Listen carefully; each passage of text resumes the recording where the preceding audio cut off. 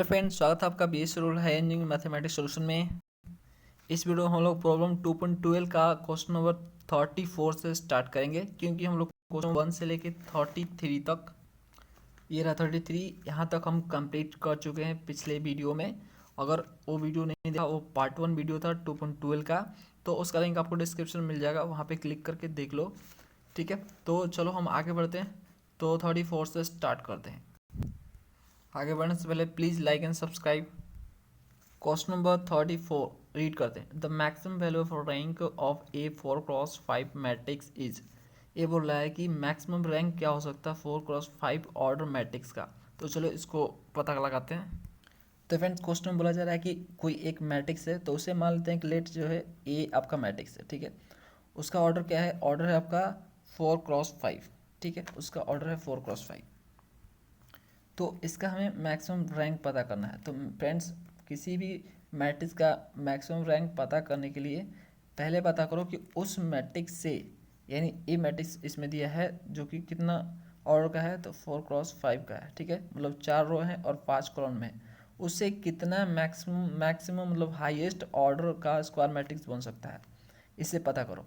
जितना highest order का square matrix बन सकता है उस दिए हुए मैट्रिक्स से, वही उसका हाईएस्ट मैक्सिमम रैंक होगा। जैसे देखो 4x5 है, तो एग्जांपल 4x मतलब 4 रो हैं, इसमें 5 कॉलम है। एग्जांपल देख लो, जैसे आपका A1 B1, कुछ इस तरह से D1 E1 A2 B2 C2, यहाँ पे D2 E2, इस तरह से फ्रेंड्स ये आपका देखो 4 आपके रो हैं और यहाँ पे आपके 5 कॉलम है, 1 2 3 4 5। ठीक है, ये 5 आपके कॉलम है, ये आपका E1 इधर।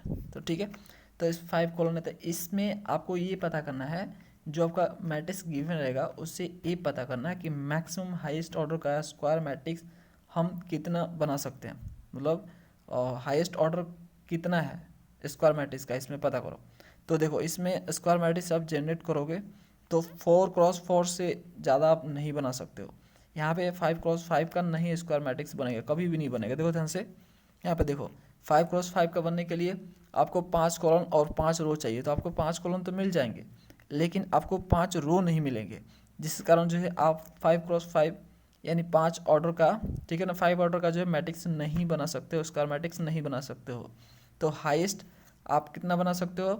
4x4 यानी 4 ऑर्डर का स्क्वायर मैट्रिक्स बना सकते हो, इसलिए इसका रैंक सिर्फ 4 ही होगा हाईएस्ट में। ठीक है, तो हम देख सकते हैं, तो वी यहाँ पे लिखेंगे we see that we we generate, ठीक है ना, वी जनरेट हाईएस्ट, ठीक है, यहाँ पे लिखेंगे हाईएस्ट स्क्वायर्ड ऑर्डर मैट्रिक्स क्या हो सकता है? 4x4 का हो सकता है। ठीक है, तो इसलिए इसका हाईएस्ट रैंक क्या होगा फ्रेंड्स? मैक्सिमम रैंक क्या होगा आपका? इसका 4 ही होगा। ठीक है, 4 इसका मैक्सिमम रैंक होगा इसलिए। ठीक है, तो कोई भी मैट्रिक्स गिवन हो, उसका हाईएस्ट रैंक निकालना हो, तो उस मैट्रिक्स से पता करना कि हाईएस्ट स्क्वायर ऑर्डर मैट्रिक्स कितने ऑर्डर का बनाया जा सकता है, मतलब जो स्क्वायर मैट्रिक्स बने उस मैट्रिक्स से तो कितने ऑर्डर का मैक्सिमम बन सकता है, ये पता करना। वो आपको मिल गया तो वही उसका हाईएस्ट रैंक है, उससे ज़्यादा नहीं हो सकता। अब 5 आपको मिलेगा तो 5 मत आंसर दे देना कि 5 हाईएस्ट है, नहीं, क्योंकि 5 ऑर्डर का स्क्वायर मैट्रिक्स हम नहीं बना सकते इससे। ठीक है, तो यही आपका आंसर है 4। अगला क्वेश्चन है 35। The sum of the two eigen values and hence trace of the 3x3 matrix are equal, then value of determinant A. तो ये फ्रेंड्स बोल रहा है कि दो आइगन वैल्यू का सम जो है 3x3 मैट्रिक्स के ट्रेस के इक्वल है, तो हमें जो डिटरमिनेंट ए निकाल के दीजिए। ठीक है, तो चलिए फाइंड करते हैं। तो फ्रेंड्स, क्वेश्चन में आपका मैट्रिक्स गिवन है, ए आपका मैट्रिक्स दिया है एक, तो मान लेते हैं कि λ1 λ2 λ3 इसके आइगन वैल्यू है। ठीक है, 3 आइगन वैल्यू है, तो 3x3 दिया है तो इसके 3 आइगन वैल्यू होंगे, ये खुद बताया 3x3 मैट्रिक्स है ये, तो 3 आइगन वैल्यू होंगे इसके। अब देखो, उसमें ये लिखा है कि आपका λ1 और λ2 इक्वल टू ट्रेस है, मतलब दो आइगन वैल्यू का सम क्या है? ट्रेस के इक्वल है, उसमें ऐसा लिखा है, तो हम इसे इक्वेशन 1 बोल देते हैं। और हम एक प्रॉपर्टी जानते हैं आइगन वैल्यू के, कि तीनों आइगन वैल्यू मतलब जितने भी आइगन वैल्यू हैं सबका सम ट्रेस के इक्वल होता है, मतलब जितने भी आइगन वैल्यू हैं सबका सम किसके इक्वल होता है? ट्रेस के इक्वल होता है।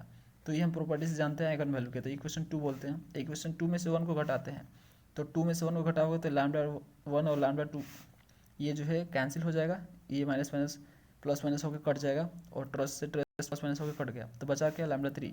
तो लैम्डा 3 आ गया 0, यानी तीसरा लैम्डा 0 होगा।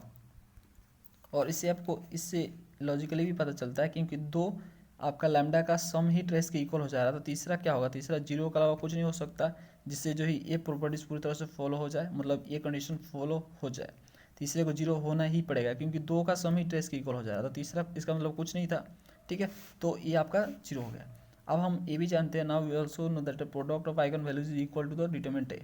अब हम ये भी जानते हैं फ्रेंड्स प्रॉपर्टीज से कि आइगन वैल्यू का प्रोडक्ट होता है, मतलब मल्टीप्लाई आइगन वैल्यूज को कर दिए, जितने आइगन वैल्यू है उनको मल्टीप्लाई कर दिया जाए तो वो डिटरमिनेंट ए यानी जो मैट्रिक्स गिवन है जिससे आइगन वैल्यू निकले हैं उसके डिटरमिनेंट के इक्वल होता है।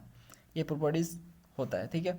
अगर आप ये नहीं जानते हो तो ये प्रॉपर्टीज याद कर लो, माइंड में रख लो कि आइगन वैल्यू का प्रोडक्ट जो है डिटरमिनेंट ए यानी जो मैट्रिक्स गिवन है उसका डेल्टा यानी डिटरमिनेंट के इक्वल होता है। तो 3 आपके आइगन वैल्यू है क्योंकि 3 × 3 है, तो ये 3 आपके आइगन वैल्यू हो जाएंगे लैम्डा 1 लैम्डा 2 लैम्डा 3, इसका प्रोडक्ट डिटरमिनेंट ए की इक्वल होगा।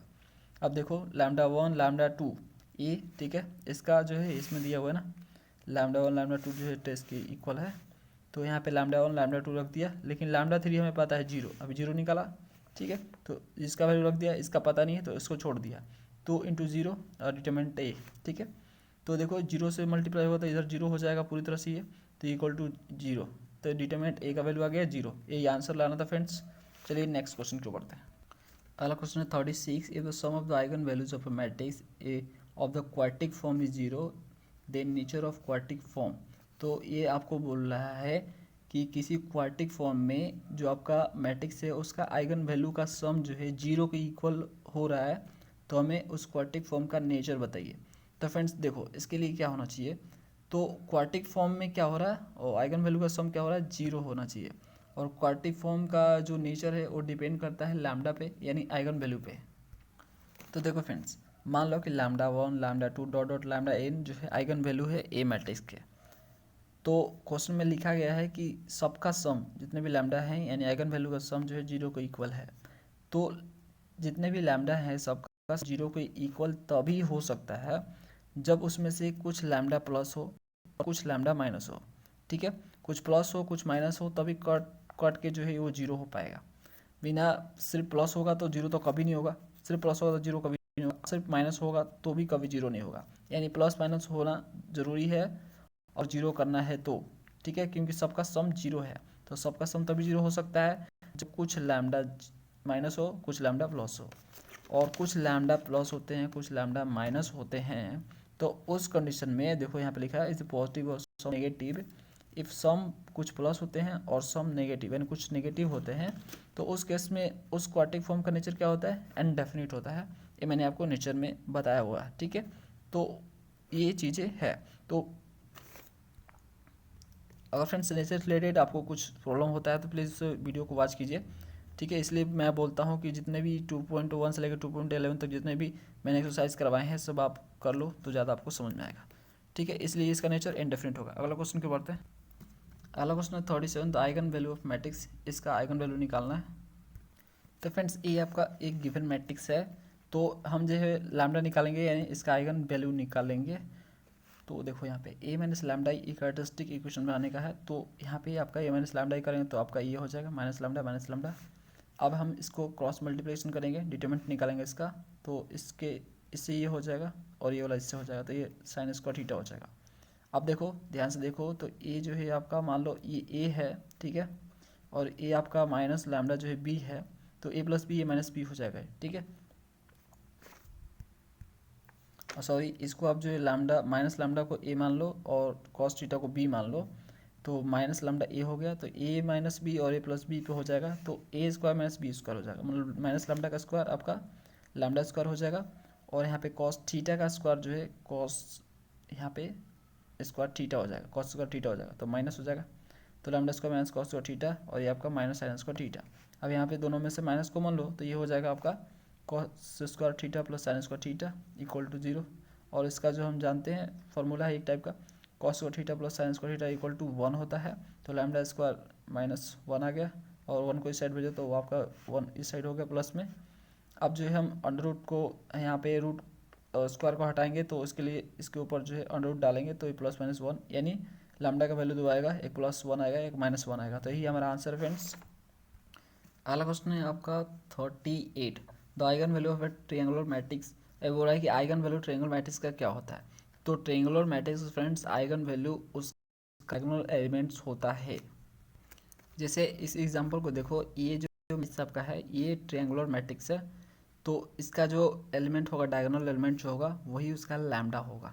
ठीक है, ये प्रॉपर्टीज़ है, आइगन वैल्यू का प्रॉपर्टीज़ है, मैंने आपको बताया हुआ है। इसलिए इसका यहाँ पे फिल करोगे, क्या फिल करोगे, इट्स डायगोनल एलिमेंट्स फिल करोगे, यहाँ पे इट्स डायगोनल एलिमेंट्स फिल करोगे। अगला question, question number 39, if the product of two eigen values of A matrix, this matrix है इस 16 है, देन थर्ड आइगन वैल्यू हमें पता करना है।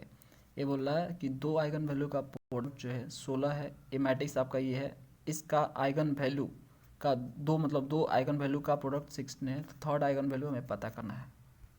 तो फ्रेंड्स ये आपका मैट्रिक्स गिवन है, तो मान लो कि लैम्डा 1, लैम्डा 2 और लैम्डा 3 तीन इसके आइगन वैल्यू हैं, क्योंकि ये 3 ऑर्डर का है इसलिए 3 आइगन वैल्यू होंगे इसके। इसका डिटरमिनेंट निकालो जो कि 32 आएगा। तो एक प्रॉपर्टी जानते हैं, उस प्रॉपर्टी का यूज़ करके हम फटाक से थर्ड लैम्डा निकाल लेंगे। प्रॉपर्टी है हमारा कि प्रोडक्ट ऑफ लैम्डा मतलब जितने भी आइगन वैल्यू हैं उनका प्रोडक्ट डिटरमिनेंट ए यानी गिवन मैट्रिक्स के डिटरमिनेंट के इक्वल होता है। तो ये हम प्रॉपर्टी से जानते हैं, अभी मैंने आपको बताया। तो देखो इसके 3 लैम्डा है, तो तीनों का प्रोडक्ट जो है 32 होगा, क्योंकि 32 आपका डिटरमिनेंट ऑफ ए है। तो आपका ई इक्वेशन 1 बोल दो इसको। अब देखो लैम्डा 1 लैम्डा 2 आपका 16 दिया है, बोला उसमें कि दो लैम्डा का प्रोडक्ट जो है 16 के इक्वल है, उसमें ऐसा लिखा है, तो इसे इक्वेशन 2 बोलो। इक्वेशन 1 और इक्वेशन 2 को डिवाइड कर दो, 1 से 2 को डिवाइड करो, तो इससे डिवाइड करोगे तो आपका लैम्डा 1 लैम्डा 2 कट जाएगा, तो बचेगा लैम्डा 3 ऊपर। इधर आपका 16 दूनी के 32, 2 कट जाएगा, यहाँ पे 2 बार में कट जाएगा। तो अब देखो लैम्डा 3 इक्वल टू 2 आ गया, यही हमें निकालना था। लैम्डा 3 तीसरा लैम्डा हमारा 2 होगा। चलिए अगला क्वेश्चन क्यों पढ़ते हैं फ्रेंड्स। अगला हमारा क्वेश्चन 14, इफ़ लैम्डा आई आपका जहाँ पे 1 2 एक नंबर नेचुरल नंबर है, ठीक है, 1 2 डॉट डॉट डॉट इस तरह से n तक जाएगा ये। तो लैम्डा आई जो है are the highest eigen value of an square matrix A. ये जो है मैट्रिक्स ए का स्क्वायर मैट्रिक्स ए का जो है ये आइगन वैल्यू है lambda i. Then eigen value of A transpose हमें पता करना है, मतलब बोल रहा है कि ए का जो है आइगन वैल्यू लैम्डा आई है, तो ए ट्रांसपोज का आइगन वैल्यू क्या होगा।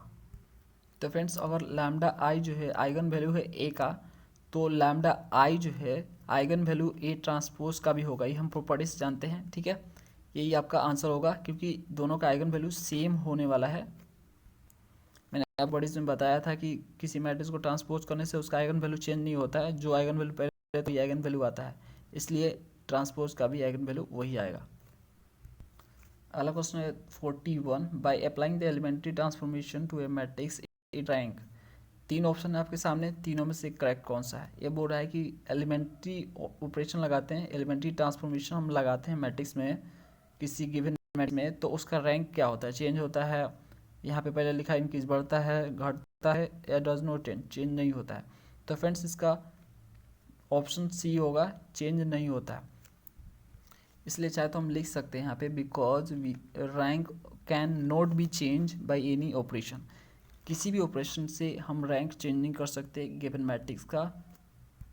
ये भी मैंने रैंक वाले एक्सरसाइज में मैंने आपको बताया हुआ है, जब रैंक ऑफ मैट्रिक्स में निकाल रहा था उस समय मैंने आपको बताया हुआ है। तो ये भी प्रॉपर्टी से समझ लो रैंक ऑफ मैट्रिक्स का, कि रैंक उसका चेंज नहीं होता, कोई भी ऑपरेशन लगा लो। तो आपका option C is a correct answer. अब फ्रेंड्स अगला question 42, if lambda is an eigen value of A then it is a eigen value of B only if B. आप पूछ रहा है कि ये बोला आपसे कि ए का जो आइगन वैल्यू लैम्डा है, तो लैम्डा बी का आइगन वैल्यू होगा, इसके लिए क्या कंडीशन होना चाहिए, मतलब बी क्या होना चाहिए। दोनों का आइगन वैल्यू सेम हो, दोनों का आइगन वैल्यू लैम्डा होना चाहिए, इसके लिए कंडीशन क्या होना चाहिए, मतलब बी को क्या होना पड़ेगा। तो फ्रेंड्स क्वेश्चन में दिया है ए का आइगन वैल्यू जो है लैम्डा है, ठीक है, तो बी का आइगन वैल्यू भी लैम्डा हो, इसके लिए बी को क्या होना पड़ेगा। तो इसके लिए फ्रेंड्स बी को जो है ए का ट्रांसपोज होना पड़ेगा, ठीक है, क्योंकि ए का ट्रांसपोज मतलब जो मैट्रिक्स है उसका ट्रांसपोज ही एक ऐसा मैट्रिक्स होता है जिसका आइगन वैल्यू सेम होता है। अभी मैंने आपको बताया ना कि ट्रांसपोज करने से आइगन वैल्यू चेंज नहीं होता है, इसलिए अगर बी का भी लैम्डा लैम्डा ही आए, मतलब बी का भी आइगन वैल्यू लैम्डा आए, इसके लिए आपको बी को ट्रांसपोज, मतलब बी जो मैट्रिक्स है ओ ए का ट्रांसपोज होना पड़ेगा। ठीक है, तो बी इक्वल टू आपका ए डैश या ए ट्रांसपोज लिख सकते हो। अगला क्वेश्चन है 43, if A this matrix then given values of A inverse. अब बोला है कि ए आपका मैट्रिक्स दिया हुआ है, तो आइगन वैल्यू ए इनवर्स का पता करके बताइए। तो फ्रेंड्स ये आपका मैट्रिक्स गिवन है, तो इसका आइगन वैल्यू पता करेंगे। तो देखो आइगन वैल्यू ए का जो है 1 2 3 होगा, क्योंकि एक देखो एक टाइप का ये ट्रिएंगुलर मैट्रिक्स है, तो ट्रिएंगुलर मैट्रिक्स का जो डायगोनल एलिमेंट्स होता है वही उसका आइगन वैल्यू होता है, तो इसका 1 2 3 हो जाएगा। ए इनवर्स का आइगन वैल्यू जो है ए के जस्ट इन्वर्स होता है, मतलब जो आपका ए रहेगा उसके आइगन वैल्यू के जस्ट उल्टा हो जाएगा। तो जैसे 1 का उल्टा 1, ठीक है, 2 का उल्टा 1/2 और 3 का उल्टा 1/3, ठीक है। इस तरह से 1/2 और 1/3 इसका आंसर होगा, ए इनवर्स का आइगन वैल्यू होगा। फ्रेंड्स मैक्सिमम क्वेश्चन जो है आइगन वैल्यू के ऊपर होते हैं, वो भी उसका प्रॉपर्टीज़ का यूज़ करते हुए, तो प्रॉपर्टीज़ आपका माइंड में पूरी तरह से घूमना चाहिए। ठीक है, कि फटाक जैसे ही क्वेश्चन आए तो फटाक से प्रॉपर्टीज़ माइंड में रन करे और फटाक से आप आंसर लिख पाओ। और friends next question 44, the characteristic equation of this matrix. इस मैट्रिक्स का हमें कैरेक्टरिस्टिक इक्वेशन निकालना है। तो फ्रेंड्स मैट्रिक्स आपका ए है, ठीक है, इसका कैरेक्टरिस्टिक इक्वेशन निकालने के लिए हमें ए माइनस लैम्डा पड़ेगा, और ए माइनस लैम्डा ही करेंगे तो ये आ जाएगा। इसका डिटरमिनेंट निकालेंगे तो हमें एक इक्वेशन मिलेगा लैम्डा के फॉर्म में, तो ये हमारा कैरेक्टरिस्टिक इक्वेशन है। तो आंसर हमारा lambda cube minus 7 lambda square plus 16 lambda minus 12 equal to 0। अगला क्वेश्चन है 45, if A matrix is this then eigen value of A inverse. हमें ए इनवर्स का आइगन वैल्यू चाहिए। तो क्वेश्चन नंबर 45 में आपका ए मैट्रिक्स गिवन है, इससे हम लैम्डा निकालेंगे, ए का लैम्डा निकालेंगे पहले। तो ए का लैम्डा निकालने के लिए कैरेक्टरिस्टिक इक्वेशन चाहिए हमें, तो ये मिल जाएगा। इसका डिटरमिनेंट से ए माइनस लैम्डा ही दिस आ जाएगा, और इसका डिटरमिनेंट निकालेंगे तो ये आपका कैरेक्टरिस्टिक इक्वेशन आएगा lambda square minus 4 lambda plus 3 equal to 0। इसको सॉल्व करेंगे तो लैम्डा का वैल्यू 2 मिलेगा, 1 और 3। अब देखो आइगन वैल्यू हमें ए इनवर्स का चाहिए, तो ए इनवर्स का आइगन वैल्यू मतलब ये जो मैट्रिक्स है उसका आइगन वैल्यू का जस्ट उल्टा होगा, जो भी उसका लैम्डा होगा, जो भी उसका आइगन वैल्यू होगा जस्ट उसका उल्टा, 1 का उल्टा 1, 3 का उल्टा 1/3। तो यही एक आंसर होगा इसका फ्रेंड्स। इसका प्रॉपर्टी यूज़ कर लिया हम यहाँ पे आइगन वैल्यू के। चलिए अगला क्वेश्चन को बढ़ते हैं। फ्रेंड्स अगला क्वेश्चन है 46, matrix this matrix is singular for x. अब बोल रहा है कि एक्स के किस वैल्यू के लिए ये जो मैट्रिक्स सिंगुलर हो जाएगा। तो मैं फ्रेंड्स ये मैट्रिक्स आपका गिवन है, और बोला गया है कि ए सिंगुलर मैट्रिक्स है तो एक्स का वैल्यू निकालो। तो देखो अगर ए सिंगुलर मैट्रिक्स है तो उसका डिटरमिनेंट क्या होगा, 0 के इक्वल होगा। ठीक है, ये सिंगुलर मैट्रिक्स का प्रॉपर्टीज होता है कि अगर कोई मैट्रिक्स सिंगुलर होता है तो उसका क्या होता है, डिटरमिनेंट 0 होता है। तो 0 होता है तो इस मैट्रिक्स का डिटरमिनेंट निकालेंगे इक्वल टू 0 रख के, तो यहाँ पे इसको क्रॉस मल्टीप्लाई करेंगे तो ये आएगा। जब इसको सॉल्व करेंगे तो कुछ इस तरह से इक्वेशन, जब इस इक्वेशन को सॉल्व करेंगे तो हमें x+1 और x-2 मिलेगा। ठीक है, अब यानी x का वैल्यू हमें मिलेगा यहाँ से -1 और यहाँ से 2 मिलेगा, तो x का दो वैल्यू के लिए एक सिंगुलर मैट्रिक्स हो जाएगा, एक -1 के लिए एक 2 के लिए। ठीक है, दो इसके आंसर होंगे -1 और 2। नेक्स्ट क्वेश्चन की ओर बढ़ते हैं। और फ्रेंड्स अगला question 47, every Hermitian matrix can be written as an a + ib where is a real. और यहाँ पे देखो सिमेट्रिक भराएगा और b is a real and skew symmetric. देखो कोई भी हर्मिटियन मैट्रिक्स को हम जो है सिमेट्रिक, रियल सिमेट्रिक और skew symmetric, real skew symmetric matrix के सम में लिख सकते हैं। ठीक है, जो कि पहला वाला जो होता है आपका रियल सिमेट्रिक होता है, और जो बी आपका होता है वो आपका रियल स्क्यू सिमेट्रिक होता है। मैंने आपको बताया हुआ है कॉम्प्लेक्स मैट्रिसेस में। तो यहाँ पे फिल होगा सिमेट्रिक और यहाँ पे फिल होगा स्क्यू सिमेट्रिक। ज़्यादा जानने के लिए 2.11 का वीडियो देखो। अगला question 48, the sum and product of the eigen value of this matrix this. यहाँ पे फिल करना है आपको, यानी सम, आइगन वैल्यू का सम और आइगन वैल्यू का प्रोडक्ट आपको यहाँ पे लिखना है। ये रहा मैट्रिक्स, इसका आइगन वैल्यू का सम और प्रोडक्ट बताओ। तो ये आपका गिवन मैट्रिक्स है, इससे हम लैम्डा निकालेंगे एन आइगन वैल्यू, तो इसके लिए कैरेक्टरिस्टिक इक्वेशन चाहिए। तो कैरेक्टरिस्टिक इक्वेशन निकालने के लिए a - लैम्डा i, और ये आपका हो जाएगा। इसको सॉल्व करेंगे, इसका डिटरमिनेंट निकालेंगे तो आपका ये इक्वेशन मिलेगा जिसे कैरेक्टरिस्टिक इक्वेशन बोलते हैं। इसको सॉल्व करेंगे तो हमें लैम्डा का 3 वैल्यू मिलेगा, 1 3 प्लस √5 और 3 - √5। अब हमें सम चाहिए इसका, यानी तीनों को जोड़ेंगे। तो देखो तीनों को जोड़े तो यहाँ पे √5 कट गया, तो बचा आपका 1 3 और 3, 3 दूनी की 6 1 7। तो इसका 7 होगा सम। अब प्रोडक्ट निकालेंगे, इन तीनों को मल्टीप्लाई करेंगे आपस में, 1 3 प्लस अंडर 5 3 माइनस अंडर 5। तो देखो ए प्लस बी ए माइनस बी के फॉर्म में है, तो ए स्क्वायर माइनस बी स्क्वायर हो जाएगा ये। तो 3 का स्क्वायर 9 और अंडर 5 का स्क्वायर आपका 5 आ जाएगा। तो 9 में से 5 जाएगा 4 और 1 इंटू 4 इक्वल टू 4, यानी प्रोडक्ट इसका 4 होगा। तो यहाँ पे इसका राइट आंसर होगा 4 और यहाँ पे यहाँ पे 7 और यहाँ पे 4। नेक्स्ट क्वेश्चन की बोलते हैं 49। फ्रेंड्स आंसर देखना गलत भी हो सकता है, आंसर मेरा गलत नहीं बुक का, ठीक है ना। बुक का अगर आंसर अगर कुछ और दिया है तो वो गलत है, जो मैं बता रहा हूँ वही राइट है, क्योंकि आपके सामने प्रूफ है। तो आप देखो 49 देखते हैं। ए मैट्रिक्स आपका गिवन है, ए क्यूब चाहिए। तो फ्रेंड देखो गिवन मैट्रिक्स सबका ए वाला है, तो हम लोग जानते हैं बाई मैथमेटिकल इंडक्शन हम लोग जानते हैं, अगर मैट्रिक्स जो है cos थीटा sin थीटा में दिया हो और उसका पावर दिया हो, ठीक है, तो उसका जो पावर होता है, जैसे मान लो पावर n है, तो वो पावर जो है उस थीटा में मल्टीप्लाई हो जाता है। देखो जैसे cos थीटा है तो cos n थीटा हो जाएगा, sin थीटा तो sin n थीटा हो जाएगा, यानी n से मल्टीप्लाई हो जाएगा थीटा, एंगल जो है n से मल्टीप्लाई हो जाता है। तो इसलिए ए क्यूब यानी पावर आपका 3 है, n की जगह 3 है यहाँ पे, तो यहाँ पे हम जो है n की जगह 3 से पुट कर देंगे, तो यही हमारा आंसर हो जाएगा। तो फ्रेंड्स यही हमारा आंसर है। अगर आप अगर जानना चाहोगे इसका प्रूफ, तो फ्रेंड्स उसके लिए 12th क्लास का आपको वीडियो देखना चाहिए, उसमें जो प्रूफ है, क्योंकि ये मैथमेटिकल इंडक्शन के ऊपर है, तो मैथमेटिकल इंडक्शन से ये चीज़ें प्रूफ होती है। फिर भी अगर आपको इसका प्रूफ चाहिए मेरे से तो आप कमेंट कर देना, ज़रूर मैं जो है आपके लिए इसका वीडियो बना दूँगा, ठीक है। लेकिन इसका जो है प्रॉपर्टीज यही होता है कि पावर एन जो है आपका थीटा से एन, थीटा मतलब थीटा में एन से मल्टीप्लाई हो जाता है। तो इस तरह से आंसर आपका यही राइट है। अगर बुक में आंसर कुछ और दिया है तो वो गलत है, ये सही है।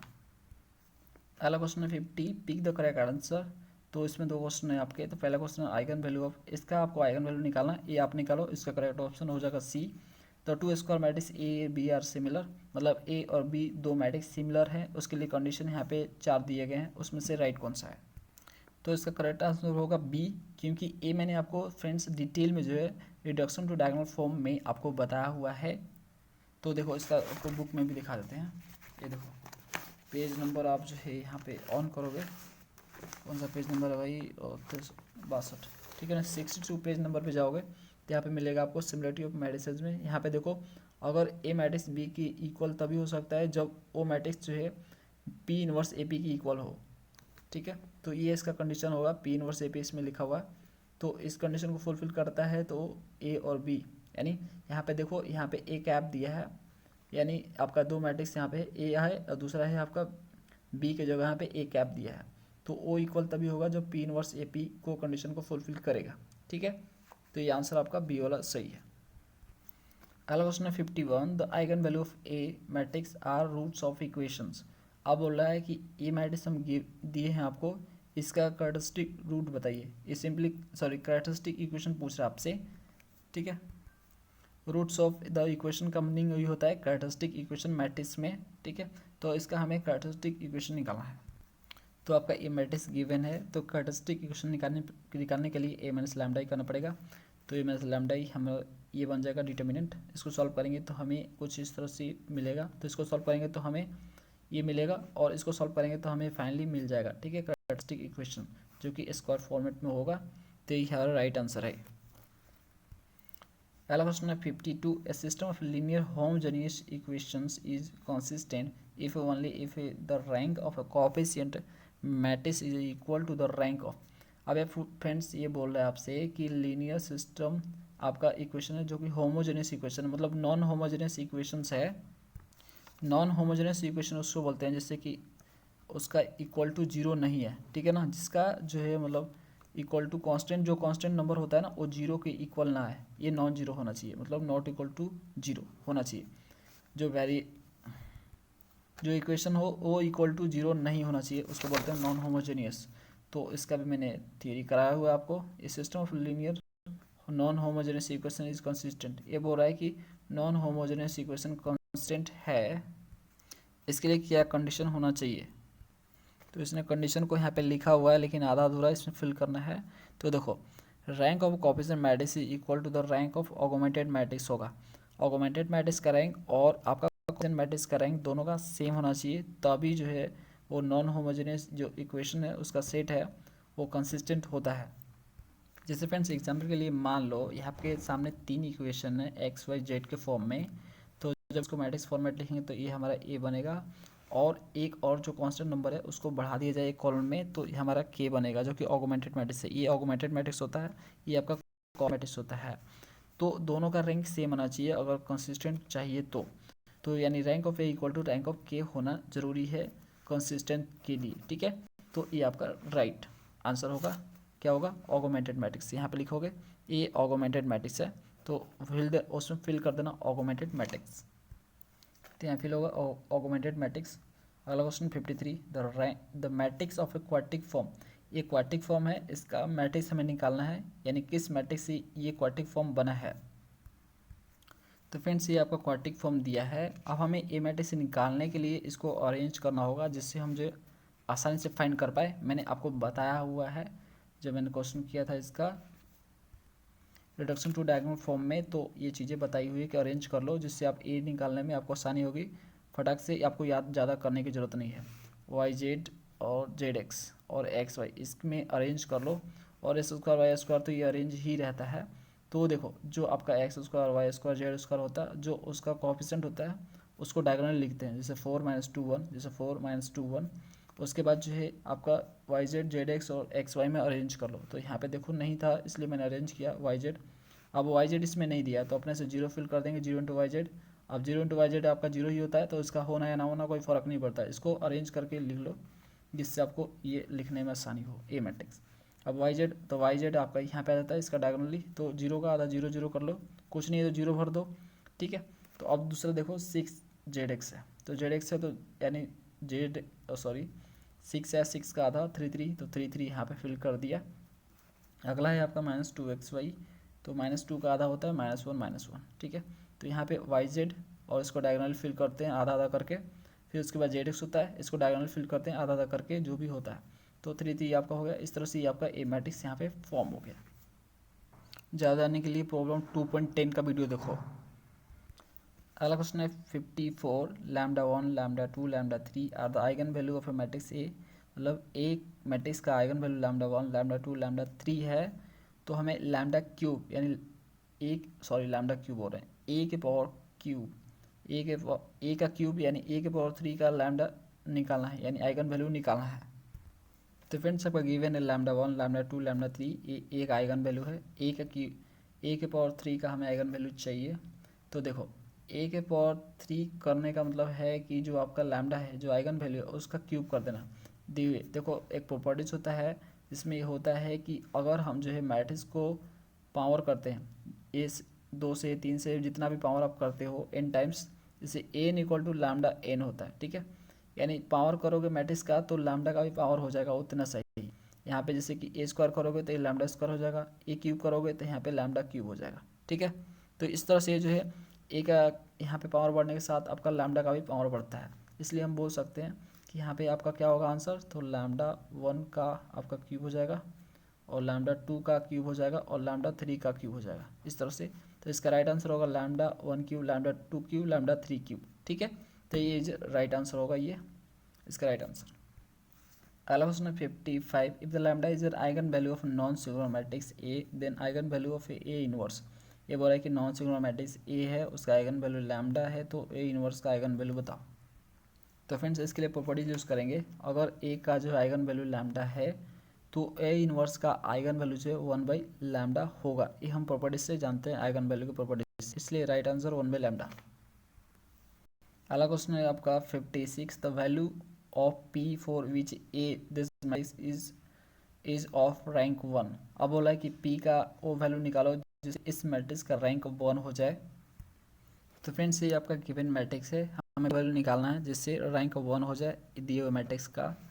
तो फ्रेंड्स देखो इसके लिए हमें रैंक 1 करने के लिए, रैंक का ए का 1 करने के लिए एक कंडीशन होना पड़ेगा, एनी टू रो, इसमें से 2 रो को मस्ट भी होना पड़ेगा, मस्ट बी, यहाँ पे मस्ट बी फुल्ली जीरो, किसी भी 2 रो को कम्प्लीटली जीरो करना पड़ेगा, तभी रैंक 1 हो सकता है। रैंक क्या होता है, नॉन जीरो रो होता है, तो आपको रैंक 1 चाहिए, मतलब एक नॉन जीरो रो चाहिए। तो एक नॉन जीरो रो चाहिए कहने का मतलब है, तो दो रो आपको जीरो करना पड़ेगा। तो इसमें से दो रो कोई भी जीरो होना पड़ेगा। इसके लिए फ्रेंड्स पी का वैल्यू 3 इज एग्जैक्ट आंसर होगा, क्योंकि देखो 3 जैसे ही रखोगे तो ये आपका 3 पूरी तरह से सब 3 हो जाएगा।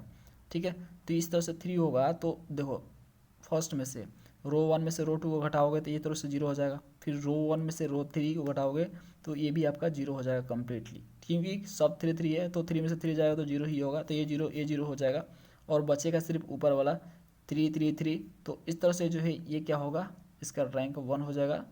ये दोनों आपके जीरो हो जाएंगे। ठीक है, तो p इक्वल टू 3 पे जो है ये आपका हो जाता है रैंक 1, और कोई भी p का वैल्यू रखोगे तो रैंक 1 नहीं होगा। अगला क्वेश्चन आते हैं 57, sum of squares of eigen values of this matrix. ये मैट्रिक्स है, इसका आइगन वैल्यू का स्क्वायर का सम निकालना है आपको, मतलब आइगन वैल्यू निकालना है पहले, उसके बाद उसका स्क्वायर करना है, उसके बाद सम कर देना है, यानी जोड़ देना है। तो देखो 57 में आपका ए मैट्रिक्स आपका गिवन है। ध्यान से देखो तो ए मैट्रिक्स ट्रायंगुलर मैट्रिक्स है। तो ट्रायंगुलर मैट्रिक्स जब है तो इसका जो डायगोनल एलिमेंट होगा वही उसका आइगन वैल्यू होगा 3 2 5 3 2 5। अब हमें क्या निकालना है, सम ऑफ स्क्वायर्स। ठीक है, sum of squares of eigen value का हमें स्क्वायर करके सम करना पड़ेगा। ठीक है, तो यानी हमें क्या करना पड़ेगा, 3 का स्क्वायर, 2 का स्क्वायर और 5 का स्क्वायर करना है। ठीक है, इस तरह से स्क्वायर करके सम। तो आपका 3 का स्क्वायर 9, 2 का स्क्वायर 4 और 5 का स्क्वायर 25, ऐड करोगे 38 आएगा। तो 38 इज द राइट आंसर। अगला क्वेश्चन है 57 तो हो गया ना। चलो 58, if the rank of A matrix is 2 then rank of A dash, यानी ए डैश मतलब ए का ट्रांसपोज। ये बोल रहा है कि ए का रैंक 2 है तो ए डैश यानी ए का ट्रांसपोज का रैंक क्या होगा। तो फ्रेंड्स आपका रैंक ऑफ ए, ठीक है, इस 2 है आपका। तो कोई भी मैट्रिक्स को उसको ट्रांसपोज कर देते हैं। ठीक है, जैसे ए ट्रांसपोज या ए डैश लिखा है उसमें ए डैश लिखो या ट्रांसपोज, उसका रैंक वही होता है। मैंने आपको बताया कि आप कोई भी ऑपरेशन लगा लो, जैसे कि आप जो रो एलिमेंट्री ऑपरेशन लगा लो, चाहे उसको ट्रांसपोज कर लो, उसका रैंक चेंज नहीं होता है। ठीक है, तो ट्रांसपोज करने से उसका रैंक चेंज नहीं होगा, तो रैंक वही रहेगा जो पहले था उसका, यानी 2। अगला क्वेश्चन की चलते हैं 59, the index and signature for quadratic form. ये क्वाड्रेटिक फॉर्म है। ठीक है, ये पूछ रहा है कि ये हम क्वाड्रेटिक फॉर्म दे रहे हैं आपको, इसका इंडेक्स और नेचर बताइए। तो फ्रेंड्स ये क्वाड्रेटिक फॉर्म आपका दिया हुआ है, हम इससे ए मैट्रिक्स निकालेंगे, मतलब मैट्रिक्स निकालेंगे किस मैट्रिक्स से क्वाड्रेटिक फॉर्म बना है। तो जो डायगोनल एलिमेंट लिख देंगे। देखो बाकी चीज़ें जितने भी है एक्स वाई जेड और जेड एक्स, ये सारी जीरो है, इसलिए मैं यहाँ पे लिखना कोई नेसेसरी नहीं समझ रहे। और ज़्यादा आपको जाना है तो फिर से 2.10 का वीडियो देखिए। तो यहाँ पे देखिए जो डायगोनल एलिमेंट आपका इसका x1 स्क्वायर का कोफिशिएंट 1, x2 स्क्वायर का आपका कोफिशिएंट 2 और x3 का आपका -3 है। ठीक है, बाकी चीज़ों जीरो से फिल कर दो, क्योंकि जीरो के अलावा कुछ नहीं है। ओके, ठीक है, बाकी चीज़ नहीं दी है तो क्या है, वो जीरो ही है। तो यहाँ पे आ गया। तो देखो एक देख सकते हो ये कुछ और नहीं, ये ट्रायंगुलर मैट्रिक्स है। तो इसका लैम्डा 1 आपका 1 आ जाएगा, लैम्डा 2 आपका 2 आ जाएगा और लैम्डा 3 आपका -3 हो जाएगा। ठीक है, ये आपका इस तरह से हो जाएगा, क्योंकि हम लोग जानते हैं ट्रायंगुलर मैट्रिक्स का जो है डायगोनल एलिमेंट ही उसका आइगन वैल्यू होता है। तो इस तरह से 3 आपके लैम्डा निकल के आ गया, लैम्डा 1 लैम्डा 2 लैम्डा 3। अब इससे हम क्या बनाएंगे, कैनोनिकल फॉर्म कन्वर्ट करेंगे, कैनोनिकल फॉर्म। ठीक है, हम स्टेप फॉलो करके कर रहे हैं, चाहे तो हम विदाउट स्टॉप ही आंसर लिख सकते हैं, हमें तो फटाक से सॉल्व करके आंसर लाना होता है एग्ज़ाम में। तो देखो, तो ये देखो कैनोनिकल फॉर्म करेंगे तो लैम्डा 1 x1, ठीक है, प्लस लैम्डा 2 x2 और लैम्डा 3 x3 होगा इक्वल टू 0। तो यहाँ पे हम क्या कर लेंगे, लैम्डा 1 का वैल्यू जो है यहाँ पे x1, यहाँ पे स्क्वायर होगा। ठीक है, x1 का स्क्वायर, x2 का स्क्वायर, x3 का स्क्वायर, तो लैम्डा 1 x1 का स्क्वायर, तो यहाँ पे x1 स्क्वायर और इसके बाद 2, तो 2 प्लस है। ठीक है ना, 2 x2 का स्क्वायर और यहाँ पे -3 है, तो -3x3 का स्क्वायर इक्वल टू 0। यहाँ पे आ गया, ये कैनोनिकल फॉर्म में कन्वर्ट हो गया। अब हम इंडेक्स निकालेंगे, इसमें कन्वर्ट करने के बाद ही इंडेक्स निकलता है। इंडेक्स क्या होता है, नंबर ऑफ पॉजिटिव टर्म होता है in canonical form. Number of positive term in canonical form. तो देखो एक प्लस है, ये कुछ नहीं तो प्लस ही होता आगे, प्लस और प्लस, तो 2 प्लस है यहाँ पे। तो नंबर ऑफ पॉजिटिव टर्म कितने हैं, नंबर ऑफ पॉजिटिव टर्म, ठीक है, टर्म कितने हैं फ्रेंड्स इसमें, 2 है, 1 और 2, दूसरा तीसरा तो माइनस है इसलिए 2 है, तो इंडेक्स आपका 2। और सिग्नेचर, सिग्नेचर देखो फ्रेंड्स, सिग्नेचर क्या होता है, पॉजिटिव टर्म और नेगेटिव टर्म का डिफरेंस होता है। तो जो आपका कैनोनिकल फॉर्म होता है उसका पॉजिटिव टर्म और माइनस नेगेटिव टर्म। तो देखो इसमें पॉजिटिव टर्म आपके कितने हैं, 2, नेगेटिव टर्म कितना है, 1, तो कितना होगा आपका, 2 में से 1 जाएगा तो 1, तो सिग्नेचर 1 होगा और इंडेक्स 2 होगा। Right answer is 2 and 1। अगला क्वेश्चन है 60 number, the equation this are consistent. ये बोल, अब देखो यहाँ पे ट्रू एंड फॉल्स आ गया, तो यहाँ पर ट्रू एंड फॉल्स TNF आ गया। तो आपको चेक करना है कौन सा स्टेटमेंट सही है कौन सा स्टेटमेंट गलत है। तो पहला 60 नंबर, तो फ्रेंड्स ये आपका 2 इक्वेशन गिवन है। अब देखो इससे हम ए मैट्रिक्स तैयार करेंगे जो कि कॉफिशिएंट होता है, इसको कॉफिशिएंट मैट्रिक्स बोलते हैं, मतलब एक्स वाई का कॉफिशिएंट, और के तैयार करेंगे। यानी कॉफिशिएंट मैट्रिक्स को एक यहाँ पे जो कांस्टेंट नंबर उससे बढ़ा देंगे तो के यानी ऑगमेंटेड मैट्रिक्स तैयार होता है। अब देखो यहाँ पे ये जो के है इसका हम रैंक निकालेंगे, तो जैसे ही रैंक निकालेंगे तो रैंक निकालने के लिए मैं यहाँ पर ऑपरेशन लगा रहा हूँ, रो ऑपरेशन। यहाँ पे देखो फर्स्ट वाला में मैंने 7 से मल्टीप्लाई किया फर्स्ट रो में, और उसे R2 यानी सेकेंड रो से माइनस कर दिया, तो ये हमारा आया, ये 005 हो गया, 2 1 2 1 005। तो यहाँ पे देखो इससे मैंने सेपरेट कर लिया 2 रो मैट्रिक्स ए और के, तो ये आपका 1 2 0 0 और दूसरा आपका 1 2 1 0 0 के, पहले से ही के था, तो ये आपका इसका रैंक निकालोगे तो 1, ठीक है, क्योंकि देखो ये वाला पूरी तरह से कम्प्लीटली 0 है, ऊपर वाला 1 2, तो ये आपका 1। अब यहाँ पे के, अब देखो ये जो है पूरी तरह से ये आपका नॉन जीरो है और ये भी नॉन जीरो है, तो दोनों नॉन जीरो रो आ रहा है, तो इसलिए इसका रैंक 2 होगा। इसका एक नॉन जीरो रो है इसलिए इसका रैंक 1, तो इसका रैंक 1 इसका रैंक 2। अब देख सकते हो रैंक 1 जो है रैंक ए और रैंक के, मतलब rank of A rank of के इक्वल नहीं आ रहा, दोनों का रैंक सेम नहीं आ रहा, इसलिए ये जो है इक्वेशन जो होगा सेट ऑफ इक्वेशन ये इनकंसिस्टेंट होगा, ठीक है।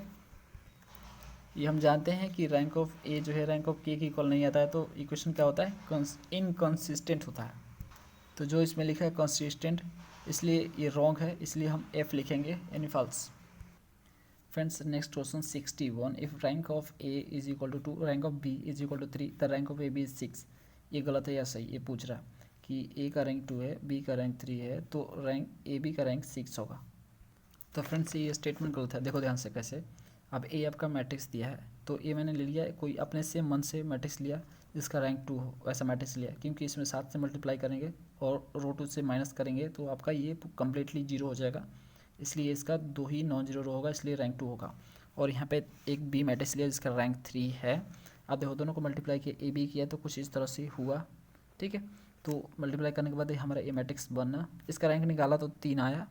तो देख सकते हो रैंक जिसका ए मैट्रिक्स जिसका रैंक 2 है, बी मैट्रिक्स जिसका रैंक 3 है, उसको मल्टीप्लाई करने के बाद रैंक 3 आया जो कि 6 नहीं आया। अब देख सकते हो यानी हमें जो है रैंक जो अगला जो रैंक होता है 2 मैट्रिक्स की रैंक के मल्टीपल नहीं होता है, उसमें क्या किया 3 दूनी के दोनों को मल्टीप्लाई कर दिया रैंक को, ये पॉसिबल नहीं है, ऐसा नहीं होता है। आपका 3 आ सकता है एंड मैक्सिमम रैंक उसका 3 है तो 3 से कम ही आएगा, ठीक है, 3 आएगा, नहीं तो 3 से कम आएगा, उससे ज़्यादा नहीं हो सकता है। तो ये 2 भी हो सकता था, 1 भी हो सकता था, लेकिन 3 से ऊपर नहीं हो सकता था, तो स्टेटमेंट होगा गलत होगा, ठीक है, ये फॉल्स है। अगला क्वेश्चन है 62, any set of vector which include the zero vector is linearly independent. ये बोल रहा है कि अगर कोई सेट ऑफ वेक्टर है, मतलब वेक्टर का सेट है, उसमें से कुछ वेक्टर जो है जीरो हैं तो वो लीनियरली इंडिपेंडेंट हो जाएगा, ठीक है, ये बोल रहा है। तो चलिए इसको प्रूव करते हैं, गलत बोल रहा है कि सही। फ्रेंड देखो x1 x2 x3 मान लो वेक्टर है, ठीक है, λ1 λ2 λ3 स्केलर है, तो कॉम्बिनेशन रिलेशन होगा दोनों के बीच λ1 x1 plus λ2 x2 plus 3 x3, ये मैंने आपको बताया हुआ है 2.8 में। तो यहाँ पर λ2 मान लो कि λ2 0 λ3 0 है, अपने से रख लेते हैं, ठीक है। तो देखो λ2 0 λ3 0 रखते हैं इसमें, तो हमें क्या मिलता है λ1 x और 0 इस तरह से मिलता है, λ1 x1 इज इक्वल टू 0। तो यहाँ पे देख सकते हैं कि कुछ जो है आइगन वेक्टर 0 हो जाने के कारण जो है आपका पूरा का आइगन वेक्टर 0 नहीं हो रहा है, ठीक है। तो इस तरह से हम बोल सकते हैं सेट ऑफ वेक्टर जो है is not equal to 0 when some eigen vector is zero, या इंक्लूडेड जीरो बोल सकते हो, यानी कुछ आइगन वेक्टर जो है इंक्लूडेड जीरो है तो सारे आइगन वेक्टर जीरो नहीं होते, ऐसा नेसेसरी नहीं है। तो ये क्या है आपका, फॉल्स बोल दो, ठीक है। उसमें इंडिपेंडेंट दिया है, तो देखो यहाँ पे डिपेंडेंट आ रहा है, इक्वेशन बन रहा है तो डिपेंडेंट हो गया, अगर नहीं बनता तो इंडिपेंडेंट होता, तो ये डिपेंडेंट हुआ तो फॉल्स। ओके, तो उसने जो गलत बोला, इंडिपेंडेंट बोला, डिपेंडेंट बोलना चाहिए था। अगला question 63, if lambda is an eigen value of an symmetric matrix then lambda is real. अगला कि सिमेट्रिक मैट्रिक्स का अगर आइगन वैल्यू लैम्डा है तो लैम्डा रियल है या इमेजिनरी, मतलब लैम्डा रियल है ये बोला। एग्जाम्पल समझते हैं, ए लेते हैं मैट्रिक्स, देखो, और ये एक टाइप का सिमेट्रिक मैट्रिक्स है, ठीक है। सिमेट्रिक क्या होता है कि इसको ट्रांसपोज करने से दोबारा से यही मैट्रिक्स रिपीट हो जाता है, ठीक है। देखो ये आपका सिमेट्रिक मैट्रिक्स है, इसका लिया, अब हम इसका लैम्डा निकालेंगे यानी आइगन वैल्यू, तो इसके लिए वही होगा ए माइनस लैम्डा आई वाला, ठीक है, इक्वल टू, अब आपका इसका ए बन जाएगा, ए माइनस लैम्डा आई करने के बाद इसको सॉल्व करेंगे, इसका डिटरमिनेंट निकालेंगे तो ये होगा, इसको सॉल्व करेंगे तो ये होगा, और इसको करेंगे फर्दर तो हमारा फाइनली इक्वेशन बन जाएगा कैरेक्टरिस्टिक इक्वेशन। जब इसको सॉल्व करेंगे तो हमें मिलेगा 1 प्लस √3 और 1 माइनस √3। तो देख सकते हैं ये दोनों आपका आइगन वैल्यू है, ये आपके रियल आए हैं, ठीक है, इमेजिनरी नहीं आए हैं, रियल आए हैं, यानी इसने जो बोला है वो ट्रू है, सही है, उसका स्टेटमेंट राइट है, ठीक है। अब देख सकते हो कि सिमेट्रिक मैट्रिक्स का आइगन वैल्यू रियल ही आता है। अगला क्वेश्चन है 64, every square matrix does not satisfy its own characteristic equation. तो फ्रेंड्स बोला डज नॉट बोल रहा है, यानी ये बोल रहा है कैरेक्टरिस्टिक इक्वेशन को स्क्वायर मैट्रिक्स सेटिस्फाई नहीं करता है, जो कि गलत है, सेटिस्फाई करता है। कैली हैमिल्टन थ्योरम यही बताता है कि कोई भी स्क्वायर मैट्रिक्स अपने कैरेक्टरिस्टिक इक्वेशन को सेटिस्फाई करता है, तो ये फॉल्स होगा। फ्रेंड देख लो, Cayley Hamilton theorem, every square matrix satisfy its own characteristic equation, ठीक है, तो ये इसका राइट स्टेटमेंट है, वो रॉन्ग स्टेटमेंट है। अगला क्वेश्चन है 65, if lambda is an eigen value of an orthogonal matrix then 1 by lambda is also its eigen value. ये भी प्रॉपर्टी है ऑर्थोगोनल मैट्रिक्स का, चलो इसको दिखाता हूँ मैं आपको। तो फ्रेंड देखो, अगर ए जो है ऑर्थोगोनल मैट्रिक्स है, ठीक है, ये अगर ऑर्थोगोनल मैट्रिक्स है तो वो ए डैश यानी ए का ट्रांसपोज इक्वल उसका होगा ए इनवर्स के, ठीक है। इसका प्रॉपर्टीज होता है, मैंने आपको बताया ऑर्थोगोनल मैट्रिक्स में, जब आपको समझा रहा था उस समय मैंने बताया आपको, यहाँ पे भी समझ लो कि अगर ए ऑर्थोगोनल मैट्रिक्स है तो ए का ट्रांसपोज जो है ए इनवर्स के इक्वल होगा। तो हम जानते हैं ए का जो है, ए का आइगन वैल्यू लैम्डा है, मान लो कि ए का आइगन वैल्यू लैम्डा है, ठीक है, तो ए डैश का आइगन वैल्यू भी लैम्डा होगा। क्यों? क्योंकि ट्रांसपोज करने से तो मैट्रिक्स का जो आपका आइगन वैल्यू चेंज नहीं होता है, तो ए का ए डैश यानी ए का ट्रांसपोज का आइगन वैल्यू भी लैम्डा होगा। अब देखो ए आपका जो है ए डैश किसके इक्वल है, ए इनवर्स के इक्वल है ना, तो हम बोल सकते हैं कि यहाँ पे ए इनवर्स का भी आइगन वैल्यू लैम्डा होगा, क्योंकि ए ट्रांसपोज का जो आइगन वैल्यू लैम्डा है तो इनवर्स का भी लैम्डा होगा, क्योंकि ए इनवर्स आपका ए डैश के इक्वल है। और हम लोग ये भी जानते हैं अच्छे से कि ए इनवर्स का जो आइगन वैल्यू जस्ट आपके ए के जस्ट उल्टा होता है, यानी 1 बाई लैम्डा के इक्वल होता है।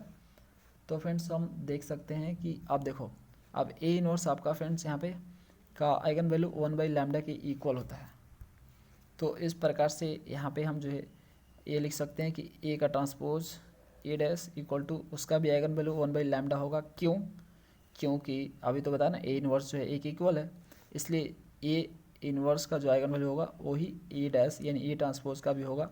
और ए ट्रांसपोज का आइगन वैल्यू ए के इक्वल होता है क्योंकि ट्रांसपोज करने से मैट्रिक्स का जो है आइगन वैल्यू चेंज नहीं होता है, तो ए का भी आइगन वैल्यू आपका 1 बाई लैम्डा होगा। तो इस तरह से हम देख सकते हैं कि ए का आइगन वैल्यू अगर लैम्डा है तो 1 बाई लैम्डा भी होगा। कब? जब ए ऑर्थोगोनल मैट्रिक्स होगा तो आप देख सकते हो, आपके सामने प्रूफ है, तो स्टेटमेंट ट्रू है यार। अगला क्वेश्चन 66 है, if the rank of matrix A is 3 then rank of 3 A transpose is 1। यानी बोल रहा है कि अगर ए का रैंक 3 है तो 3 इंटू ए ट्रांसपोज का रैंक 1 होगा। ये सही है या गलत? इसके लिए एक एग्जांपल लेते हैं, ए मैट्रिक्स हम लेते हैं, ठीक है, इसका डिटरमिनेंट निकालते हैं 3 आता है, यानी अगर इसका डिटरमिनेंट 3 आ गया तो ये 0 नहीं आया, 0 होता तो रैंक 1 होता, 0 नहीं आया, नॉन 0 आया, तो इसलिए इसका रैंक 2 है, ठीक है, रैंक 2 होगा। अब इसका ट्रांसपोज करते हैं, ट्रांसपोज करके डिटरमिनेंट निकालते हैं तो 3 आता है, ये नॉन जीरो फिर से आता है, इसलिए इसका रैंक 2 होगा।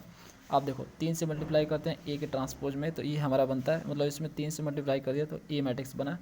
अब इसका हम जो डिटरमिनेंट निकालेंगे तो हमारा जो है डिटरमिनेंट 27 आएगा, जो कि नॉन जीरो है, तो इसलिए इसका रैंक 2 होगा। ठीक है, इसलिए जो आपका आंसर उसमें 1 दिया है वो गलत है, कि अगर ए का रैंक अगर 2 है तो आपका ए 3 इंटू ए ट्रांसपोज का रैंक आपका 1 होगा, वो गलत है। ठीक है, 2 आएगा, 1 नहीं आएगा। तो यहाँ लिखेंगे फॉल्स। अगला क्वेश्चन है 67, द वेक्टर दिस 3 वेक्टर आपके आर लीनियरली डिपेंडेंट, ये प्रूव करना है कि ये सही है गलत, कि जो आपके 3 वेक्टर आपको दिए हैं आर लीनियरली डिपेंडेंट है। तो फ्रेंड्स इसका डिटेल वीडियो तो मैंने 2.8 में बनाया हुआ है, फिर भी यहाँ पे देख लो, ये समझ। यहाँ पे देखो x1 वेक्टर दिया, x2 वेक्टर दिया, x3 वेक्टर आपका दिया, 3 वेक्टर आपके दिए हुए हैं। आप देखो relation between lambda and x, lambda आपका स्केलर है, एक्स आपका वेक्टर है, तो वेक्टर और स्केलर में ये रिलेशन है। अगर रिलेशन जो फुलफिल होता है, ठीक है, यानी इन लोगों के बीच रिलेशन है, तो ये जो है लीनियरली डिपेंडेंट हो जाएगा। अगर रिलेशन नहीं है, ये पूरी तरह से कम्प्लीटली जीरो आता है, तो फ्रेंड्स उस समझ लेना है कि लीनियरली इंडिपेंडेंट है। तो देखते हैं रिलेशन आता है कि नहीं आता है। तो लैम्डा वन इसमें जो हम रखते हैं, जो ये वाला जो इक्वेशन है, मान लो इक्वेशन बी है ये, इसमें हम लैम्डा नहीं, ये जो आइगन वेक्टर है इसका वैल्यू रखते हैं। जैसे x1 का वैल्यू रखा, x2 और x3 यहाँ पे जो लिखा हुआ है इसमें रख दिया मैंने। ठीक है, तो रखने के बाद इस तरह से बना। अब देखो एक एक करके हम जो है इससे इक्वेशन बनाएंगे। जैसे लैम्डा वन, तो लैम्डा वन तो जो फर्स्ट वाला x1 यहाँ पे होगा, ये आपका x2 और x3 जो पहला वाला टर्म होगा इससे आपका बनेगा। ठीक है, तो यहाँ पे देखो लैम्डा 2 लैम्डा 3 लैम्डा, ठीक है, इससे 1 से मल्टीप्लाई लैम्डा 1, और आपका ये इससे मल्टीप्लाई होता है, ये हो गया आपका लैम्डा 2, और ये आपका 3 से मल्टीप्लाई होता है, ये हो गया लैम्डा 3। तो इस तरह से बनाएंगे। दूसरा वाला भी फिर इसी तरह से लेंगे, इक्वेशन 1 बोला इसे, और दूसरी का इससे लैम्डा 1, ठीक है, और उसके बाद जो है माइनस लैम्डा 2, और उसके बाद लैम्डा 3, ठीक है, तो ये इक्वेशन 2 बनेगा। तो सेम इसी तरह से फ्रेंड्स लेंगे हम, जितने बन जाएंगे, इसमें 1 2 3 है, 4 है टोटल, तो 4 आपके इक्वेशन बनेंगे, फर्स्ट सेकंड थर्ड फोर्थ। ठीक है, तो फोर्थ आपके इक्वेशन बन गए। अब ये फोर्थ इक्वेशन से जो है हम एक मैट्रिक्स तैयार करेंगे, ए मैट्रिक्स, यानी ये इक्वेशन फॉर्मेट में दिया है, हम इसे मैट्रिक्स फॉर्मेट में कन्वर्ट करेंगे। तो देखो 1 1 3 1 1 3, और ये आपका इक्वल टू 0, तो 0 यहाँ पर रख दिया, अलाइन खींच दिया, जिससे समझ में आया कि ये इक्वल के बाद है। अब यहाँ पे देखो दूसरे से बन जाएगा 1 -1 और 1 और 0, 1 -1 1 और 0। ठीक है, इस तरह से आपका बन जाएगा। तो मैंने ये चारों इक्वेशन से यहाँ पे 4 रो में मैट्रिक्स बना लिया एक। ठीक है, अब हम इसका रैंक निकालेंगे। चलो रैंक निकालने का जो प्रोसेस होता है वो हम देखते हैं। तो देखो यहाँ पे हमें क्या करना होगा, इस मैट्रिक्स को हमें ट्रायंगुलर मैट्रिक्स में कन्वर्ट करना होगा, यानी ए वाला और ए वाला टर्म जीरो करना पड़ेगा। ठीक है, ये तीनों जो टर्म है आपके, इधर के 3 रो, इधर के 3 कॉलम आपको जीरो करने हैं। ए और ये आपके 6 टोटल टर्म है, इसको जीरो करने का टारगेट रखना है आपको। तो इसको जीरो करोगे तो बाकी चीज़ें जीरो होंगी। ठीक है ना, तो चलो हम इसको करते हैं। तो ट्रायंगुलर मैट्रिक्स हमें कन्वर्ट करना है, यानी एक ट्रायंगल बनना चाहिए। ठीक है, तो देखो इसे जीरो करोगे तो ये ऑटोमेटिक देखो जीरो होना होगा तो हो जाएगा। तो यहाँ पे हम करेंगे तो एक ट्रायंगल बन जाएगा यहाँ पे इस तरह से, तो इसको बोलेंगे ट्रायंगुलर मैट्रिक्स। तो इसी को ट्रायंगुलर फॉर्म में कन्वर्ट करना है। तो फ्रेंड्स मेन टारगेट हो ही होता है इसको करने का, कि इसको करने से इसको जीरो लाने के टारगेट में जो जीरो होने वाला होता है वो जीरो हो जाता है, जो जीरो होने वाला नहीं होता वो जीरो नहीं होता है। ठीक है, तो देखो, तो ये मैंने किया, ऑपरेशन लगाया इसको जीरो करने का, इसको तीनों को जीरो करने का टारगेट। तो 2 में, रो नंबर 2 में जो है R1 को R2 इसमें से माइनस कर दिया, और R3 में R1 R2 को जोड़ दिया, और R4 में R1 में से R4 को घटा दिया। तो कुछ इस तरह से बना 0 0, आपका ये हो गया तीनों जीरो।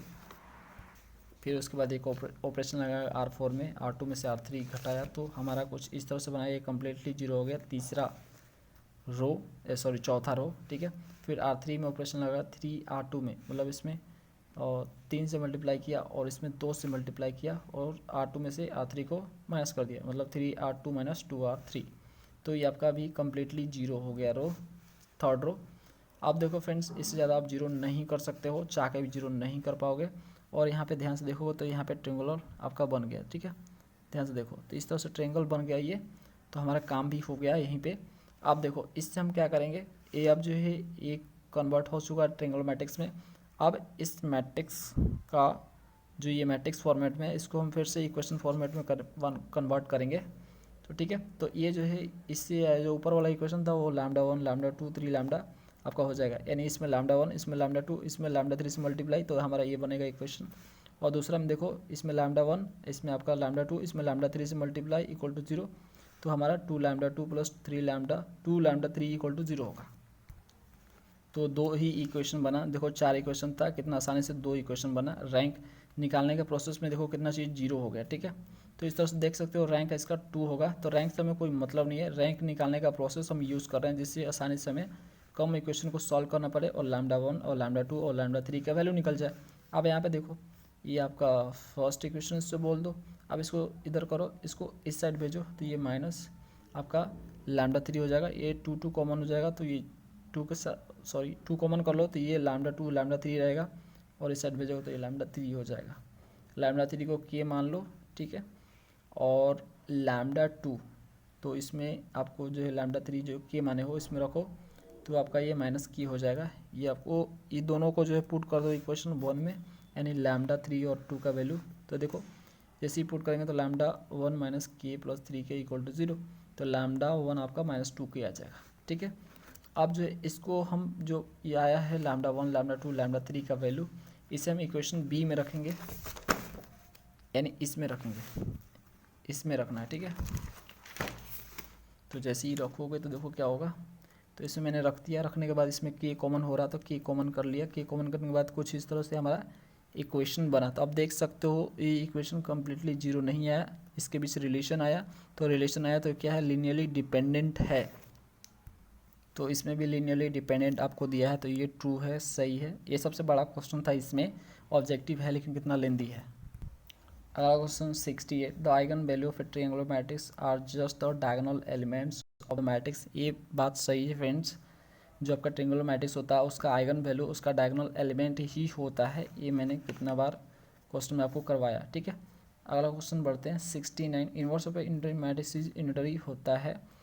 सही बात है फ्रेंड्स, यूनिटरी मैट्रिक्स का इन्वर्स भी यूनिटरी ही होता है, ये बात सत्य है। तो इसका अगर प्रूफ चाहिए तो प्लीज़ जो है आप जो है वो वाला वीडियो देख लीजिए जो मैंने जिसमें कॉम्प्लेक्स मैट्रिक्स समझाया हुआ है आपको। चलो एक बार फिर से समझा देता हूँ। Inverse of unitary matrix is unitary. देखो यू मान लो एक यूनिटरी मैट्रिक्स है, ये ले लिया एग्जांपल के फॉर्म में। अब इसका यू इन्वर्स निकाला, क्योंकि इन्वर्स हमें यूनिटरी प्रूव करना है, तो अब इन्वर्स निकाला तो कुछ इस तरह से आया, इन्वर्स निकाल दिया मैंने। अब ये इन्वर्स का जो है हर्मिशन बोल रहा है, यहाँ पे कॉन्जुगेट ट्रांस किया, ठीक है, तो कॉन्जुगेट ट्रांसपोज किया तो कुछ इस तरह से आया। अब देखो फ्रेंड्स, अगर जो है यू इन्वर्स यूनिटरी मैट्रिक्स है, यू इन्वर्स भी अगर यूनिटरी मैट्रिक्स होगा तो U inverse into U inverse star equal to I आएगा, आई आइडेंटिटी मैट्रिक्स आएगा। अगर यू इन्वर्स यूनिटरी होगा तो ये कंडीशन जरूर फुलफिल करेगा। तो देखो मैंने मल्टीप्लाई किया दोनों को, यू इन्वर्स स्टार ए आपका यू इन्वर्स ए, तो दोनों को मल्टीप्लाई किया तो आपका आई ही आया, इसलिए हम बोल सकते हैं कि यू इन्वर्स भी यूनिटरी मैट्रिक्स होगा। अगला question 70, A is a non zero column matrix, B is a non zero row matrix, then rank of A B is 1। अब ये बोल रहा है कि एक ऐसा ए मैट्रिक्स है, वो नॉन जीरो कॉलम मैट्रिक्स है, मतलब उसमें एक ही कॉलम है, ठीक है, और बी आपका नॉन जीरो रो मैट्रिक्स है, यानी उसमें एक ही रो है, बी एक रो मैट्रिक्स है और ए आपका एक कॉलम मैट्रिक्स है। तो ए और बी, यानी ए को बी से मल्टीप्लाई कर रहे हैं तो उसका जो है यहाँ पे क्या निकालना यार, रैंक, ठीक है, रैंक 1 आएगा। तो चलो देखते हैं। तो फ्रेंड्स एग्जाम्पल के लिए ए मैट्रिक्स लिया जो कि कॉलम मैट्रिक्स है, एक ही कॉलम को कॉलम मैट्रिक्स बोलते हैं, बी आपका एक रो मैट्रिक्स है, एक ही रो को रो मैट्रिक्स बोलते हैं, ठीक है। दोनों को मल्टीप्लाई किया तो हमारा ये ए बी इस तरह से बना, ठीक है। मल्टीप्लिकेशन ऑफ मैट्रिक्स आप जानते हो, ये मैं मान के चल रहा हूँ, नहीं जानते हो तो वीडियो देखो। अब देखो यहाँ पे मैंने क्या किया, रैंक निकालने के लिए C1 में ऑपरेशन लगाया, 3 में से C1 कर दिया। अब आप बोलोगे कि आप कॉलम में ऑपरेशन लगा लो, रो में लगाना चाहिए, ऐसा जरूरी नहीं है, हम कॉलम में भी लगा सकते हैं। ये एक स्क्वायर मैट्रिक्स है, हमें रैंक निकालने के लिए कॉलम और रो की जरूरत नहीं पड़ेगी, हम रो और कॉलम दोनों में लगा सकते हैं, ठीक है। रो में लगा सकते हैं, कॉलम में भी लगा सकते हैं। दूसरा वाला कॉलम नंबर 2 में ऑपरेशन लगाया, 5C3 में से C2 को माइनस किया, तो ये करने के बाद हमारा कुछ इस तरह से मिला, ये कम्प्लीटली जीरो, ये कम्प्लीटली जीरो, तो बचा सिर्फ एक, तो एक ही बचा, तो इसका रैंक भी 1 होगा क्योंकि ये जीरो कॉलन, ये जीरो कॉलन, तो यहाँ पे एक ही कॉलन बचा, तो इसलिए इसका रैंक 1 होगा। तो देख सकते हैं इसका रैंक 1 आया, ये हमने प्रूव कर दिया। तो वो बातें वो सही बोल रहा है, लेकिन फ्रेंड्स ये डिपेंड करता है कि ये जो मैट्रिक्स है वो किस तरह से मैट्रिक्स बन रहा है, ये वाला, ठीक है ना। तो ये डिपेंड करता है इसके ऊपर। अगर फ्रेंड्स हमने ए मैट्रिक्स लिया होता 2 ऑर्डर का, मतलब उसमें जिसमें 2 एलिमेंट होते, बी भी 2 एलिमेंट होते, उसको मल्टीप्लाई मैंने किया होता, तो यहाँ पे आपका यहाँ पे 2/2 का यहाँ पे एक ए भी बना होता, तो उसका फ्रेंड्स हो सकता है रैंक 2 आता, रैंक 1 आता। यानी फ्रेंड्स घूम फिर के बोला जाता है बातें सत्य है कि अगर ए कॉलम मैट्रिक्स से बी रो मैट्रिक्स है, मल्टीप्लाई करने पे उसका रैंक हमेशा 1 ही आता है, चाहे आप यहाँ पे कुछ भी लो, चाहे आप यहाँ पे 2 एलिमेंट वाला लो कॉलम या 2 एलिमेंट वाला रो लो, ठीक है, हमेशा 1 ही आता है। करके देख लेना, आ जाएगा, 1 ही आएगा। अगला क्वेश्चन करते हैं। अगला क्वेश्चन है 71, sum of the eigen value of A equals to trace of A. अब यह बोल रहा है कि आइगन वैल्यू का सम, इस मैट्रिक्स का आइगन वैल्यू का सम इसके ट्रेस के इक्वल है, यानी ये जो डायगोनल एलिमेंट है इसके सम के इक्वल है। देखो आइगन वैल्यू का सम निकाल लो, वो इक्वल होना चाहिए ट्रेस के, ट्रेस मतलब ए तीनों को जोड़ के इक्वल होना चाहिए। तो ये आइगन वैल्यू का प्रॉपर्टीज़ है, इसलिए सही है। देखो अभी प्रूव करके दिखाता हूँ। देखो फ्रेंड्स ये आपका मैट्रिक्स गिवन है, तो ये मैंने लैम्डा एक कैरेक्टरिस्टिक इक्वेशन निकालने के लिए, तो आपका ये बन जाएगा। इसको सॉल्व करेंगे, डिटरमिनेंट निकालेंगे इसका, तो हमारा कुछ इस तरह से इक्वेशन आएगा। इस इक्वेशन को सॉल्व करेंगे इस क्यूबिक को, तो लैम्डा का 3 वैल्यू 1, 2 और 4 आएगा। अब देखो सम ऑफ लैम्डा निकालते हैं, मतलब लैम्डा जो आइगन वैल्यू है उसका सम करते हैं, तो 1 + 2 + 4 कर दिया तो 7 आ गया। अब ट्रेस, इसको सम करते हैं। ट्रेस आपका क्या होता है, जो डायगोनल एलिमेंट होता है उसको ट्रेस बोलते हैं। 1 3 3, इसको जोड़ेंगे तो 1 3 3 जोड़ा तो यहाँ पे 7 आ गया। तो देख सकते हो सम ऑफ लैम्डा इक्वल आ रहा है ट्रेस के, ठीक है, तो ये राइट है, ट्रू है। अगला क्वेश्चन है आपका 72, the matrix this is skew Hermitian and unitary. ये जो है ट्रू है या फॉल्स है, तो ये फ्रेंड्स ट्रू है, ये मैंने प्रूव किया हुआ है 2.11। आप जो एक्सरसाइज करोगे, प्रॉब्लम्स करोगे, तो उसमें मैंने प्रूव किया हुआ है। तो देखो 2.11 का जो 6 नंबर क्वेश्चन है, ये आपका सेम एक ही दिया है क्वेश्चन, आपका ए दिया है यहाँ पे, स्क्यू हर्मिशियन प्रूव करना है। तो यहाँ पे देखो ए का कॉन्जुगेट करेंगे, मतलब आई का साइन स्विच करेंगे, तो ये आपका जहाँ प्लस था, जहाँ प्लस है वहाँ माइनस हो जाएगा, जैसे माइनस आई। अब यहाँ पे ट्रांसपोज कर देंगे इसको, ठीक है, तो हम ट्रांसपोज करने के बाद ये आ गया, मतलब रो को कॉलम में बदल दिया। तो देखो A conjugate transpose A star लिखा जाता है इसको। तो अब देखो A conjugate transpose equal to A star. अब इसमें क्या किया, माइनस को कॉमन लिया, तो कुछ इस तरह से हो गया। तो आप देख सकते हो यहाँ पे कि ए कुछ और नहीं, ए है, तो इसकी जगह ए लिख सकते हैं, माइनस कॉमन लिया तो माइनस ए हो गया ये। तो ए का स्टार इक्वल टू माइनस ए के इक्वल हो रहा है। ये तभी होता है जब मैट्रिक्स दिया हुआ स्क्यू हर्मिशियन होता है, तो इसलिए ये स्क्यू हर्मिशियन है, ये आप देख सकते हो। दूसरा इंटरी है, तो इंटरी प्रूव करने के लिए होना चाहिए कि ए का स्टार ए से मल्टीप्लाई हो तो आई आ जाए, तो उसको बोल देंगे कि यूनिटरी ए है। तो आपका ए मैट्रिक्स ए दिया है। अब देखो आपका ये वाला ए मैट्रिक्स हो गया, और ए स्टार निकाला, ए स्टार यहाँ पर निकाल चुके हैं ये वाला, तो यहाँ पे रख दिया और दोनों को मल्टीप्लाई किया, तो देख सकते हो आई ही आ रहा है, इसलिए A star A equal to unitary matrix होगा, ये आप देख सकते हो। ये यूनिटरी मैट्रिक्स का प्रॉपर्टीज है, ठीक है।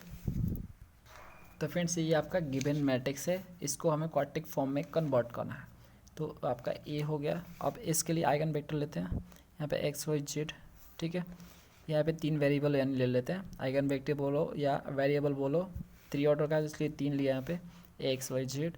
अब इसका ट्रांसपोज कर दिया, यानी कॉलम को रो बदल दिया एक्स वाई जेड। आप देखो हमें क्वाड्रेटिक फॉर्म चाहिए, तो हमें एक्स डैश ए एक्स करना पड़ेगा, यानी एक्स डैश को एक्स से मल्टीप्लाई करना पड़ेगा, तीनों को करना पड़ेगा आपस में मल्टीप्लाई। एक्स डैश हो गया आपका, ये आपका ए, ये आपका एक्स। अब इसको इसके साथ किया तो इसका ये बन गया रूप, ठीक है।